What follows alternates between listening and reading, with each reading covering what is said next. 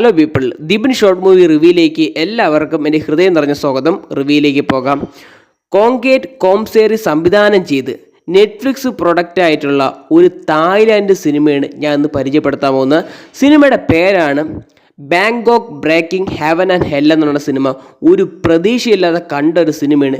സത്യം പറയാലോ, ഇതിൻ്റെ ഓപ്പണിംഗ് ഷോട്ടും ഇതിൻ്റെ ക്ലൈമാക്സും ഗംഭീരമായിട്ട് എടുത്തു വെച്ചിട്ടുണ്ട്. ഒരു ബ്രഹ്മാണ്ഡം പോലെയാണ്. കാരണം ആ ലിമിറ്റഡ് ബഡ്ജറ്റിൽ ഇവർക്ക് എങ്ങനെ VFX ചെയ്യാൻ പറ്റിയിട്ടുണ്ടോ അതിൻ്റെ മാക്സിമം പൊട്ടൻഷ്യൽ ഉപയോഗിച്ചിട്ടുണ്ടെന്ന് തന്നെ പറയേണ്ടിയിരിക്കുന്നു. കാരണം എനിക്ക് ഇഷ്ടപ്പെട്ടു. സ്വന്തം ഇത് ലിമിറ്റഡ് ബഡ്ജറ്റിൽ എത്രയൊക്കെ ചെയ്യാൻ പറ്റുമോ അതൊക്കെ അത്ര ചെയ്തിട്ടുണ്ട്. ബോംബ് ബ്ലാസ്റ്റൊക്കെ ഒരു ഗെയിം പോലെ തോന്നുമെങ്കിലും പക്ഷേ ബാക്കിയുള്ളത് എല്ലാവരും ഗംഭീരമായി ചെയ്തിട്ടുണ്ട്. ആ ബാങ്കോക്ക് നഗരത്തിലെ ഹെവനും സ്വർഗവും നഗരവും എല്ലാം വൃത്തിയായിട്ട് ഡീറ്റെയിൽ ആയിട്ട് ഈ ഡയറക്ടറിന് നമുക്ക് കാണിച്ചു തരാൻ പറ്റിയിട്ടുണ്ട്. ഇതൊക്കെ ഒരു വലിയ തിയേറ്ററിലോ വലിയ TV-യിലോ കാണേണ്ട എക്സ്പീരിയൻസ് ചെയ്യേണ്ട ഒരു സിനിമയാണ് ഈ സിനിമയെന്ന് പറയുന്നത്.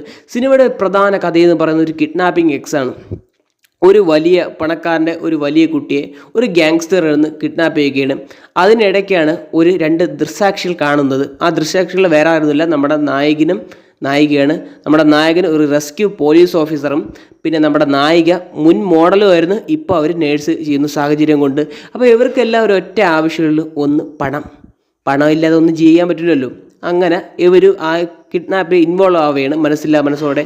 അങ്ങനെ ഈ കുട്ടിയെ അവസാനം അവരുടെ അച്ഛൻ്റെ കയ്യിൽ എത്തിക്കണമെന്നൊരു ദൃഢനിശ്ചയം എടുക്കുകയാണ്. അങ്ങനെ ആ ബാങ്കോക്ക് നഗരത്തിൽ നിന്ന് സർവൈവ് ചെയ്യുന്ന കഥയാണ് പറഞ്ഞു പോകുന്നത്. ഒരുപാട് ഗ്യാങ്സ്റ്റേഴ്സ് ഇതിലുണ്ട്. പക്ഷെ നമ്മുടെ നായകൻ എന്ന റെസ്ക്യൂ പോലീസ് ഓഫീസർ ആണെങ്കിൽ അദ്ദേഹം സസ്പെൻഡഡ് ആണ്. അദ്ദേഹം ഒരു പേടിയുള്ളൊരു വ്യക്തിയാണ്. ഒരുപാട് പേരെ റെസ്ക്യൂ വന്നിരുന്ന സമയത്ത് തൻ്റെ ടീമിലുള്ള ഒരാൾക്ക് താൻ കാരണം അപകടം ഉണ്ടാവുകയാണ് ബോംബ് ബ്ലാസ്റ്റ് വഴി. അങ്ങനെ അയാളിൽ നിന്ന് പോലീസിൽ നിന്ന് മാറിയിരിക്കുക 2 ആഴ്ച. അപ്പോൾ അദ്ദേഹം പിസ്സ ഡെലിവറി ബോയ് ആയിരുന്നു കുറേ ദിവസമായിട്ട് നടന്നത്. അങ്ങനെയാണ് നമ്മുടെ നായികയെ കണ്ടുമുട്ടുന്നത്. അപ്പോഴാണ് ഈ കിഡ്നാപ്പ് നടക്കുന്നത്. അങ്ങനത്തെ ഒരു സിനിമയാണ് ഈ പ്ലോട്ടെന്ന് പറയുന്നത്. പക്ഷേ സർവൈവൽ ത്രില്ലർക്ക് കിട്ടിലൊരുന്നുണ്ട്, പ്രത്യേകിച്ച് വിഷ്വൽ എഫക്ട്സ് പറയാതിരിക്കാൻ വയ്യ. അമ്മാതിരിയാണ് ചെയ്തു വെച്ചിരിക്കുന്നത്. ആക്ഷൻസ് നല്ലതുണ്ട്. എനിക്ക് ഏറ്റവും ഇഷ്ടപ്പെട്ടത് ആ ഗ്യാങ്സ്റ്ററാണ്. ആ ഗ്യാങ്സ്റ്റർ ലാസ്റ്റ് നമ്മളെ കരയിപ്പിക്കുകയും ചെയ്യും, ത്രില്ലടിപ്പിക്കുകയും ചെയ്യുന്ന ഒരാളാണ് ആ ഗ്യാങ്സ്റ്റർ എന്ന് പറയുന്നത്. അപ്പം നിങ്ങൾ ഈ സിനിമ കണ്ടിട്ടില്ലാത്തവരാണെങ്കിൽ തീർച്ചയായിട്ടും കണ്ടിരിക്കാൻ പറ്റിയ ഒരു നെറ്റ്ഫ്ലിക്സ് പ്രൊഡക്റ്റാണ്. ഈ തായ്ലാൻഡ് ചിത്രമാണ്, കണ്ടിരിക്കുക. അത്ര എനിക്ക് പറയാനുള്ളൂ, വാക്കുകളില്ല. കാരണം വെച്ചാൽ തപ്പി തടയുകയാണ് ഞാൻ. ഗംഭീര സിനിമ. അപ്പോൾ ഇത് എൻ്റെ അഭിപ്രായമാണ് ഞാൻ പറയുന്നത്. നിങ്ങൾ ഈ സിനിമ കണ്ടു കഴിഞ്ഞതിന് ശേഷം നിങ്ങൾക്ക് ഇഷ്ടപ്പെടാതിരിക്കാം, അത് നിങ്ങളുടെ ചോയ്സ് ആയിരിക്കണം. ഞാൻ ഇങ്ങനൊരു സിനിമയുണ്ടെന്ന് നിങ്ങളെ അറിയിക്കുന്നത് എൻ്റെ ധർമ്മമാണ്. അപ്പം ഇത്രയൊക്കെയുള്ള എനിക്ക് സിനിമയെക്കുറിച്ച് പറയാനുള്ളത്. വീഡിയോ ഇഷ്ടപ്പെട്ട് കഴിഞ്ഞാൽ ലൈക്ക് ചെയ്യുക, ഷെയർ ചെയ്യുക, സബ്സ്ക്രൈബ് ചെയ്യുക. വീഡിയോ കണ്ടതിന് താങ്ക്സ്.